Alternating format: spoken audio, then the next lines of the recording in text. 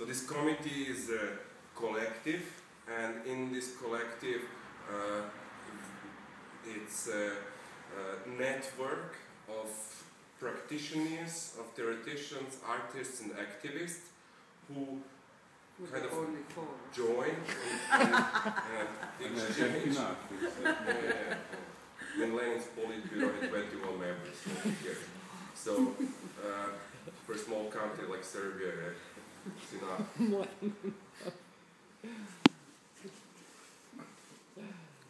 And in this ignorant schoolmaster, which is located at the Center for Cultural Decontamination, very respected institution in the center of Belgrade, and which was kind of leading leftist, liberal struggle against the regime of Slobodan Milosevic in the 90s. So run by people who have been recognized in also the other republics of former Yugoslavia as the good ones, you know, not just with theoretical or kind of placative actions of solidarity, of discourse, but also with very practical help. So I don't want to repeat or to tell everything what they did, but it's a center which is aware of the many social, political and philosophical problems which the society in transition faces, and with Noa, who lived before that on the Serbian countryside, yeah, in the city where the black and white magic comes from, yeah. So she... And one of the biggest gold mine, yeah. Yeah, so as she was early connected to, from this region many people live in Vienna, so here is Gastarbeiters, so she was on one side very connected with this issue of Gastarbeiters. Second, she was very connected with this issue of workers, because in these mines in that region, all serious social uprisings from the workers started there. And as well, with her entering CZKD and Učitelj Neznalica, this committee, Serbian it's called Učitelj Neznalica, the ignorant schoolmaster, she brought in different various discourses, and now that's a place where literally veterans and anti-war activists meet and discuss for hundreds of hours how to get maybe the most antagonistic positions in the Serbian society in interpretation of the last 20 years and what happened in the last 20 years.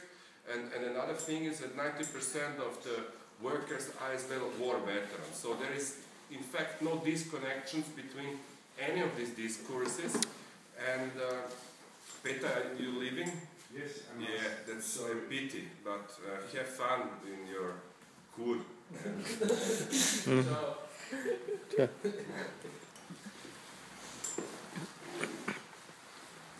Yeah, Peter and Anna, who is still here, we had the chance to meet the people from Jugoremedija a few years ago and to connect them with other workers' struggles in Europe, and also they have been already here once, the people from Jugoremedija, to present the factory they built, to present the case as it was like a year or 2 years ago.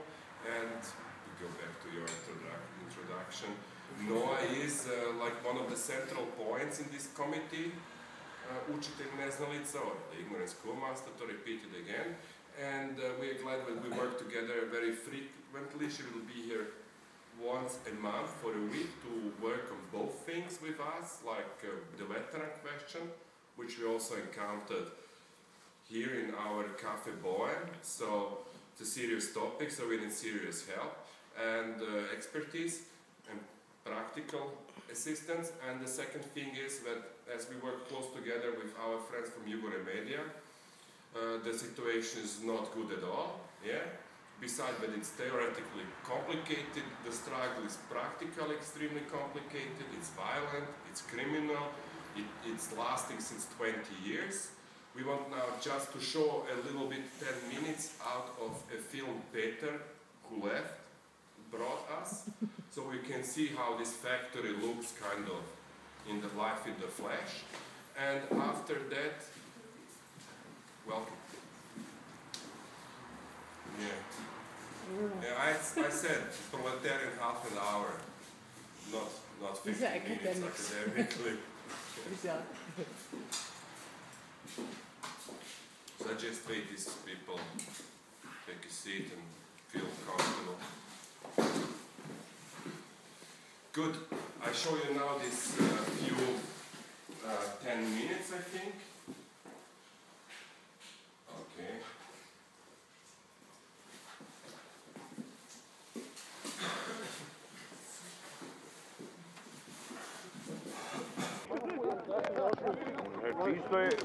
Ajde, koliko žara, toliko pravde u ovoj zemlji, jednog i ona da se vrati. Koliko vanica, toliko radnika.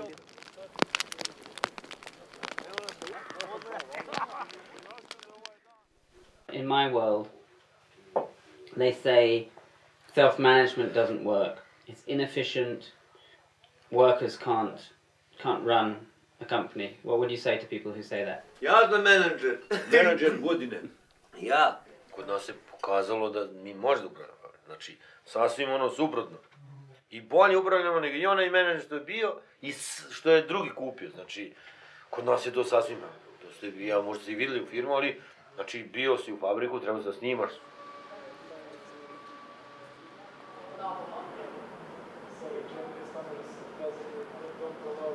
Poznavajući tadašnju situaciju u društvu, ljudi kada su krenuli u štrajk, meni je to lično delovalo kao utopija.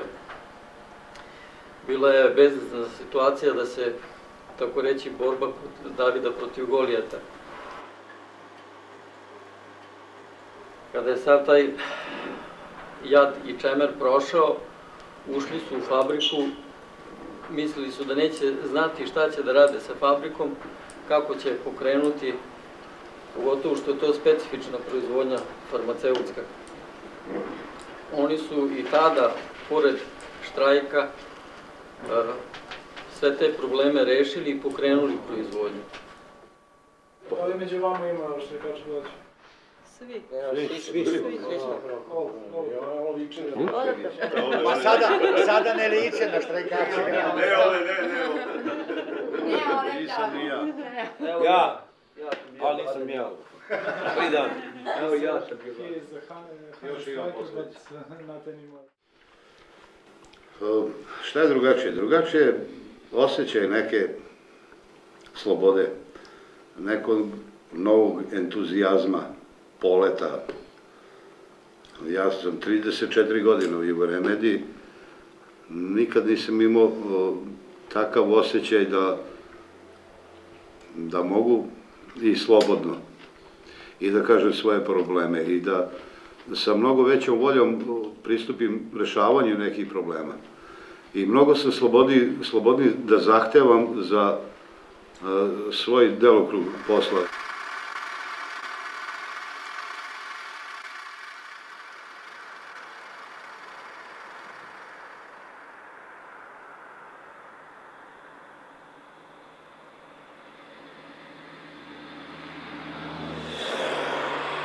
Znači, Jugoremedija je začetnik protesta radnika. Znači, nama je mnogo lakše ovog trenutka zato što imamo njih. Oni nisu imali nikoga.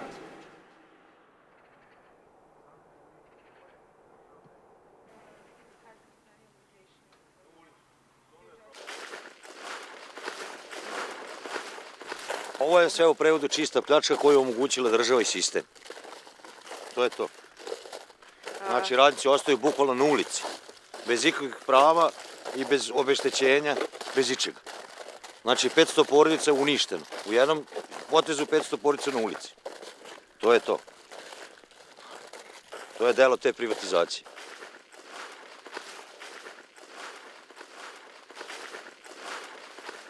Sad smo ušli u fabriku, nećemo više da izađemo dok ne dobijemo odgovor od državnih institucija šta će se dogoditi sa nama, bukvalno. Tako se borimo. Borimo se za svoje prava i za svoj deo fabrike. Ne izlaskom iz fabrike. problema Kako se osjećate to što ste okupirali fabriku? Nismo okupirali. Nismo okupirali, smo samo ušli zato što je ona i naša, nije samo njihova. 49% naša. 49% je naš fabrika. Nismo mi nju... Ne naše, 2000 akcionari u fabrici. I osjećamo se bolje, pošto ćemo verovatno ovim putem nešto ispuniti.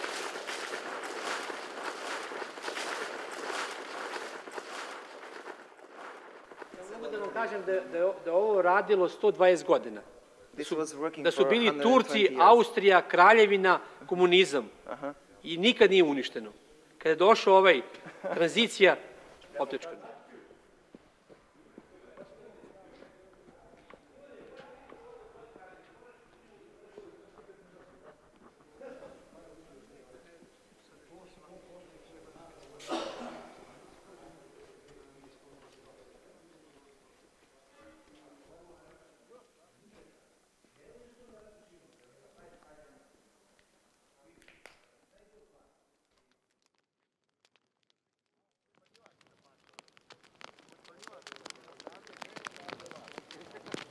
Znači ima sve, znači dosta sam ponosni sve to što se tiče ovoga, što smo se vratili nazad i drago mi je što i druge fabrike gledaju u nas da se vrate isto onako u onome sistemu koji smo mi bili. Da žive, da se vrate fabrike svim tim ljudima nazad, što se ugledaju u nas i oni počinju, vidim da narod je počeo već da radi mozak, da razmišljaju glavom svojom dokle da stignu. Ušao u fabriku i prvi put kad sam stao posle 3,5 godine na svoje radno mesto. Znači, ne znam, nisam mogu da verujem da sam tu. Nisam mogu da verujem da sam tu, da to nisam radio rekao. Pa da vam kažem jednu stvar, mnogo sam sretan.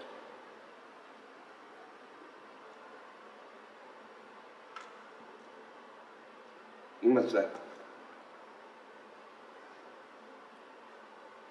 Ali mislim da je dovoljno, neće biti više.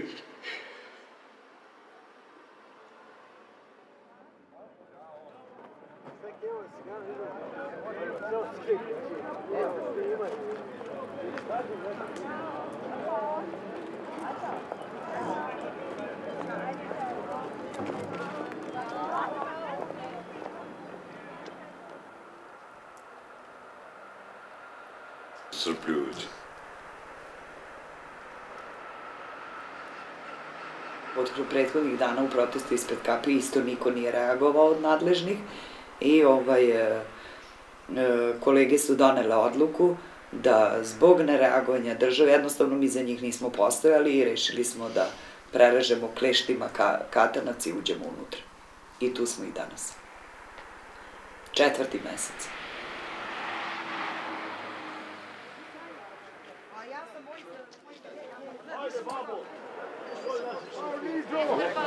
What's the chances of you winning? 50-50%. Pola-pola, na ta smo.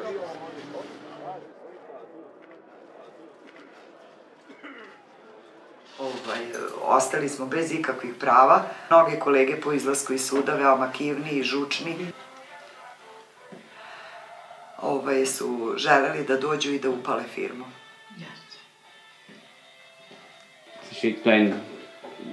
Yeah, because of the decision of the court, many of the people that were on the court wanted to come here and burn the factory.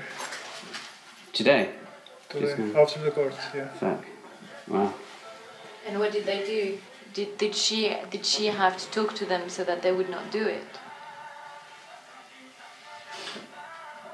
Kako je vaš stav pored toga što su oni hteli Beograd? Ja sam zamolila da sačekaju Beograd, ako ne, kaže, palit će se sami, za njih je život gotov.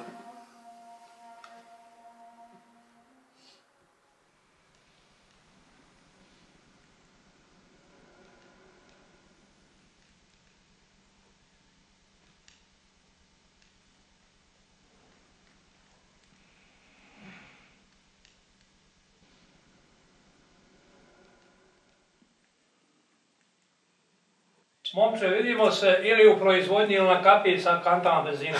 Ja bih u proizvodnji. I ja. Ja bi volila. Svi.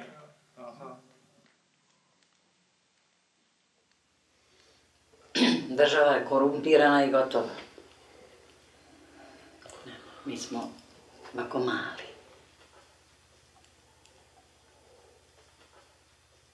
Ali veliko srce. Veliko srce. Srce. Ne damo se. Ovako se čvrsto držimo. To nas održava.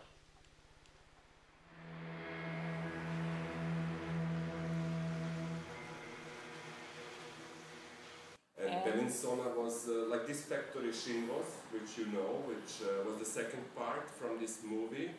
So the first part was Jugoremedija, covering happy workers after they succeed to fight for the factory, to defend it from the criminal attempt to privatize it. So the Serbian society, as I explained before, destroyed social capital, and with the transition, with the democratic government, agency was founded, the Agency for Privatization. That is a body which is selling the state shares of all factories, and that's a body which controls itself, so it has no responsibility, no democratic responsibility. No accountability, and they sold this 42% of the state shares from Jugoremedija to a guy who was back then hiding from police because he was it was searched by him via Interpol. This guy was accused of making millions with the black market on cigarettes, and he hid it out in Macedonia, where he... it was basically a process of money laundering. Yes, it was a process of money laundering, and that guy got the contract that he is the owner of the 42% of Jugoremedija, and if he reinvests, I think 5 million euros within the next 2 or 3 years, his 42% will then represent 60%, the majority, and so he will have like the kind of majority in the factory, elect the director board and everything else. So he opened 3 enterprises in Macedonia, sold the Betriebsmittel, Produktionsmittel. Means of production. Means of production. Means of production. 100 times more expensive than the world market price to the factory Jugoremedija. So he generated debts about how many million euros? Yeah, a few million euros. And his idea was, when he comes in, settles these debts and takes over the factory without investing 1 single euro real money. And the workers started to defend the factories. This guy was supported by the police. He had his own army, so the factory has been stormed by the special police units, by private armies, and there was even like this kind of bloody struggle on the doors of the factories, and in 2007 they won. And I guess this film was made after this period of 2007. So within 2 years they managed to restart the production, to pay back the debts this guy produced, and to invest, I think, 8 million euros. 12 million euros. The thing was that they had a time limit to prove that they can produce. To comply with the GMP, with the European standard of production, of production. And the factory was basically was not working when this guy nearly finished with it. So they had to sanitize and reconstruct the whole factory according to GMP standard. They even had to do this new regulation that you have to be independent from state energy supply in order that if they cut off the factory, you can keep half of the factory keimfrei, like biologically. No germs. Yeah, no germs. So they that even was managed to do. one thing, and then because they had to, part of this GMP thing is that this GMP standard is that there has to be a few kilometers distance between production of tablets and production of penicillin. So they actually made a new factory that is called Pen Farm, in which workers themselves invested their shares and their money to build and physically build the factory. That movie we have shown here, or they have shown here, they have been here, showed that movie about successful building the new factory. And but now I have to say that it's been more time that Jugoremedija is now in a struggle for its survival after getting rid of this privatization process in 2007 than it was in the privatization getting rid of this new owner.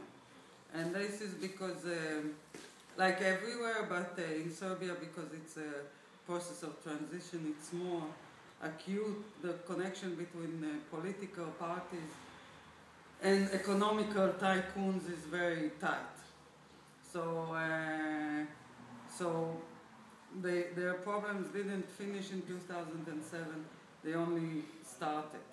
The government, because leading people of the government are connected to production and distribution of medicine, and they want to, they're actually part owners of companies that want to import drugs, medicine, doesn't matter from where, from India, from China, but a lobby of import, and they want to kill any local production. So the government is doing everything from regulating the price of medicine to a level where it's not profitable even to produce it, to actually banning to this summer to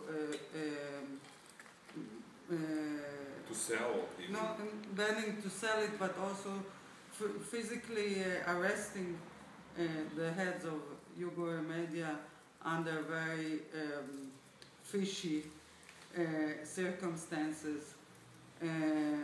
So they're using political means and economical means to repress this production, because some of the people in the government want the licenses, want the share in the market that Jugoremedija and other medicine factories like Galenica have in Serbia. So it's not only this process of official privatization, it's also a kind of a process of appropriation and expropriation of these workers' factories, because also Galenica is the other big medicine factory in Serbia. It's still state-owned. So they have total control and they're doing everything to destroy it. The same thing, for instance, what we saw this factory, Shinvoz, that was a factory for maintenance of trains. The reason this factory would never open again is because in the 90s and after in 2000 it was heavily used to launder money by political parties, especially SPS, the Milošević's party, and if they reopen it, then they would have to investigate what happened, and it's in nobody's interest to do that, and the workers, who cares? And in many of these, they criminalized the factories in such a way that they would not be able to open them again. And this is the main problem, this connection between political parties and leaders of political parties and the criminal money laundering processes. It's not only the selling, the official selling, you know, all the this is where these two sections meet, because in the beginning of the 90s, the hyperinflation of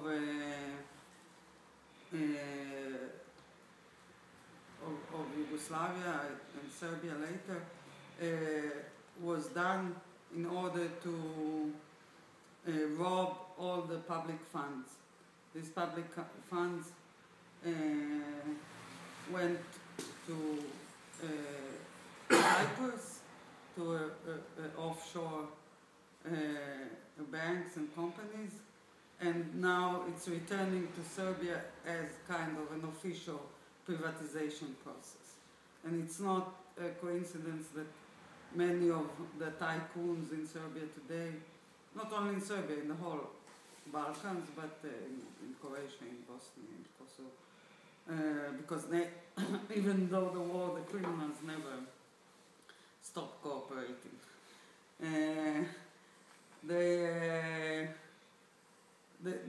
The tycoons in this region are people who were ministers in the 90s.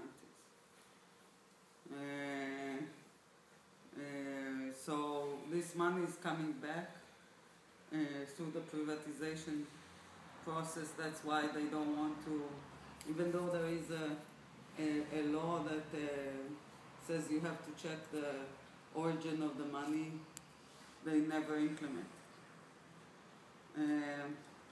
Maybe as a side information, out of 1,500 privatization this agency for privatization did, I think they themselves had to declare 700 out of it illegal. Yeah, because of pressure of workers. When we started to working with them, there were kind of these fights going on in 10 or 12 factories, and according to some information, around, was it 200,000 workers were organized in strike committees and councils? You don't recall that information now anymore. Well, I don't know how many exactly, but it was a lot, and also another information. These workers from Jugoremedija have been also practically solidaric, so because they didn't understand themselves as a kind of self-regulated island in the Serbian society. They knew always they can only survive if there are more factories governed and run by the workers. So there have been kind of many attempts to network, to support other worker struggles, and they have also performed a very important role in that kind of the coordination of all workers' struggles in that region. And And as Noah said, yeah, I mean, that's not a struggle which ended 2007. It's a permanent struggle which goes on, and which with the reintroduction of the establishment 20 years ago as ministers, now as the tycoons, as the kind of economical operators, profiteers, and part of the government again. This struggle is even more complicated, and well, today I must say that most of the struggle happens in the courthouses. It's much less, of course, there's still protests and so on, but the government or the establishment became so cynical that these protests have no effect anymore. You know, you can sit there for days on end, but who cares about it? So most of the struggles happen in the courthouses, which makes it very difficult because if 10 years ago, and this you can see also in the case of Jugoremedija, people still had some money to invest in it. Today they're totally wiped out. And these court cases, of course, are a lot of money. They're becoming more and more aggressive and more personal. So what we are trying actually to do now is to get to set up a council of lawyers. Maybe explain just short the case, how it started, like again, well, 2 months ago. One of the things, it's actually started a little bit before. One of the things that Jugoremedija did in April this year, they sued the government for the damages of privatization, which is the first kind of, the first case of this kind. They sued it for 111 million euros for 10 years of damages.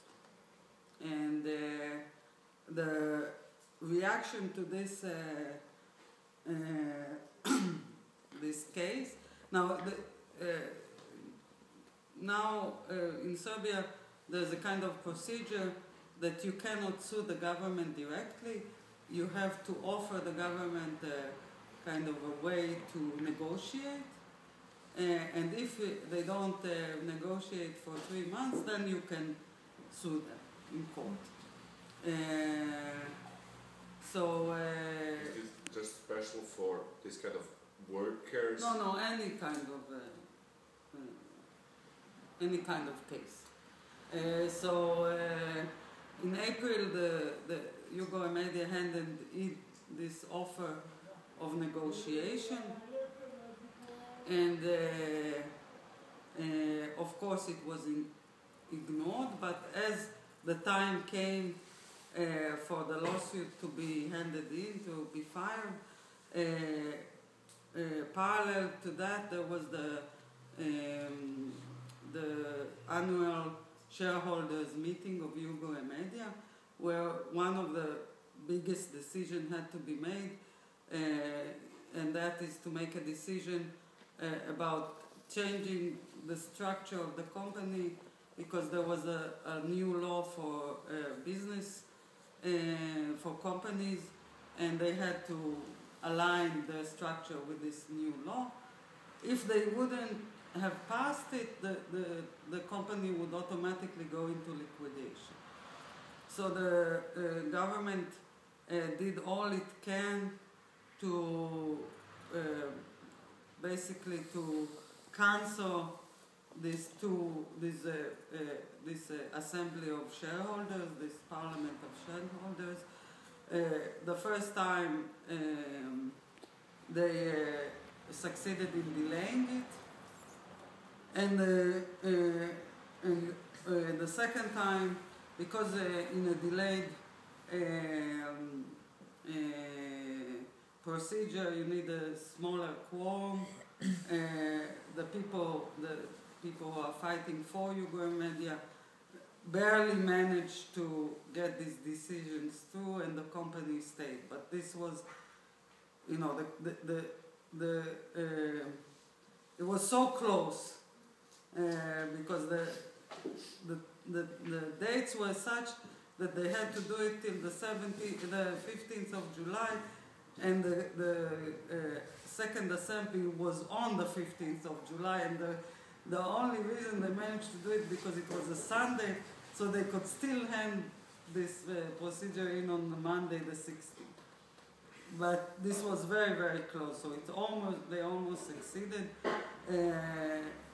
When this didn't work, they basically falsely arrested the heads of Jugoremedija, Zdravko, Milana, and the financial officer Arkica,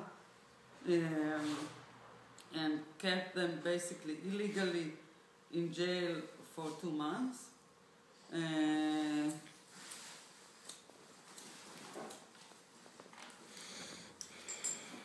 So we kept them illegally for 2 months while they were bringing Jugoremedija to a standstill because there were so many investigators swarming the factory, and in these 2 months 150 of the workers were called in for investigation. So the pressure was very, very intense. The reason Zdravko and Milana were freed, there were 2 reasons. One was that Jeliko Kacin, who is the EU liaison for EU integration, stood very firmly on the side of the workers, publicly declaring these arrests illegal. And the other thing was that Zdravko, who was the director of Jugoremedija, gave up his position to a very fishy person. This was a manipulation of the lawyers and of the government. And now we will see what will happen. But this is the procedure of Jugoremedija. Parallel to this, there are other manipulation of law processes in other factories like Serbolek and Trudbenik and Record, in which they basically manipulate legal processes, court processes, to bring the factories to bankruptcy. This is why it became urgent. By the way, after these 3 months, this lawsuit was handed in August, and this is why the repression continues. Other lawsuits will follow, and this is why now our main aim is to create a council of lawyers who are versed in political cases that can help workers fight these cases in court.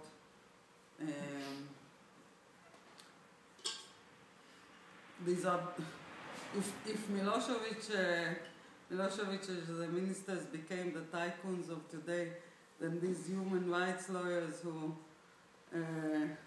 defended people or like deserters or were prosecutors in cases of war crimes now become the defenders of the working class against these same people. It's like a vicious circle. It's like a horror movie. They never, never go away. Has 30% and small shareholders who are actually workers of Jugoremedija who invested in this new factory have 70% of the ownership. And the government said that because of the wrong estimation of the investment of Jugoremedija,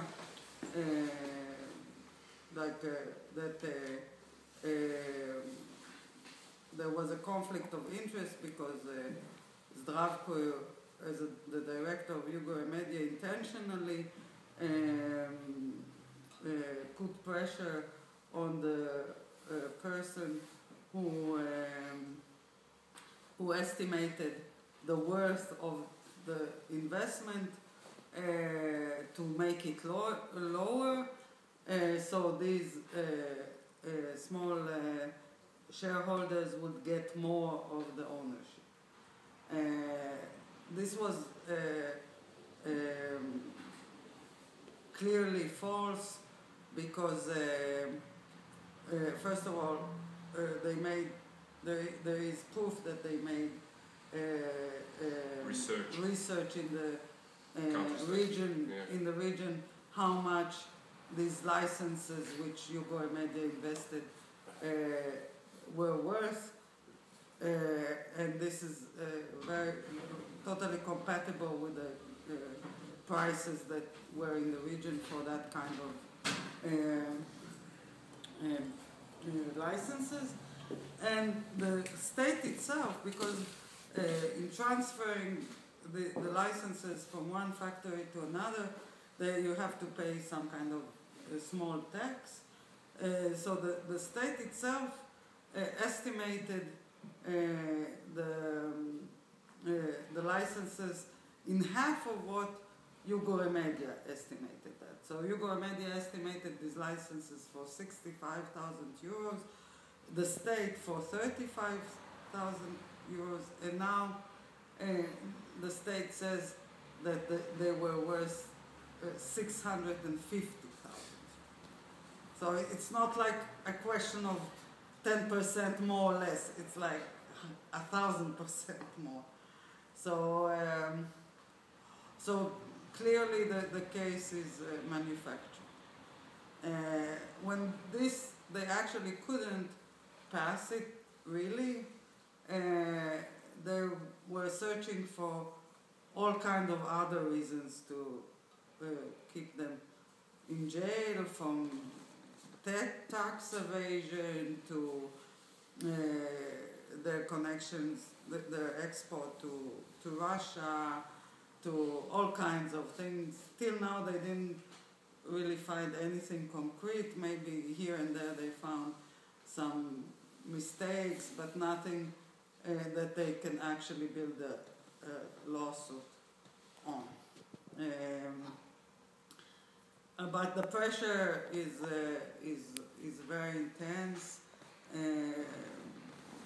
Right now, for instance, last 2 days, one of the laws in Serbia is that if there is an accusation like this, the state can appropriate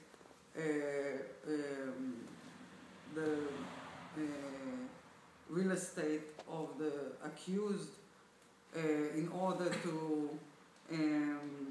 to secure the money if he will be, if Zdravko will be guilty, then they can recuperate the debt. So now it's not so sure yet. Tomorrow we will see, but they probably will take the 2 apartments he owns in their property. Now this is not the apartments that he has. These are apartments where the family lives. It's not kind of extra. So it's kind of this very personal pressure. It's not company pressure. The same they did with Ankica, the financial advisor, and it's all kind of like the Jelena Zdravko's vice director. She was threatened if she doesn't testify against him, then she herself will become accused. And this they say openly in interrogation. So this is one level. The other, like in Serbolek, they manipulate because there are two parallel processes in Serbolek, court processes. One is the bankruptcy of the company. The other is a lawsuit that the company handed in for the debts of privatization, and now they manipulate the rhythm in which these processes happen. So the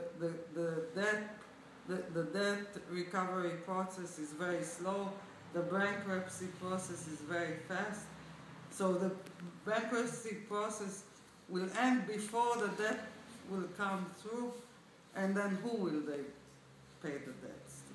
There will be no factory anymore to pay the debts to. So it's very complicated processes, and as you can see, I've become half a lawyer myself.